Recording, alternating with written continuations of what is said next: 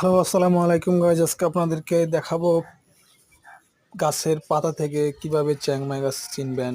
যে চ্যাংমাই গাছের দেখতে পাচ্ছেন আপনারা, চ্যাংমাই গাছটা পাতা একটু লম্বা হবে এবং তার সূচালো হবে মাথাটা, এবং তার যে সামনের যে ছোট ছোট পাতাও থাকবে, এবং তার এই যে দেখছেন এই পাতাটা এবং এই আমটা আসলে আসলে হচ্ছে থাইল্যান্ড থেকে, যেটা চিয়াংমাই রাজ্যর একটা রাজ্যের নাম, যেটা পরবর্তীতে বাংলাদেশে এসে এসে খুবই একটা সাড়া জাগিয়েছে, এবং সেটা পরবর্তীতে চায়নায় গিয়ে যে সেটার নাম দেওয়া হয়েছিল রেড আইভরি। রেড আইভরি হচ্ছে লাল এবং আইভরি হচ্ছে হাতির দাঁত, মানে একটা কিছুটা হাতির দাঁতের মতন, তাই এটাকে চীনীরা তার নামকরণ করেছেন যে যে এটা হচ্ছে রেড আইভরি, এবং এটাকে রেড আইভরি এবং বলা হয় এবং চিয়াংমাইও বলা হয়।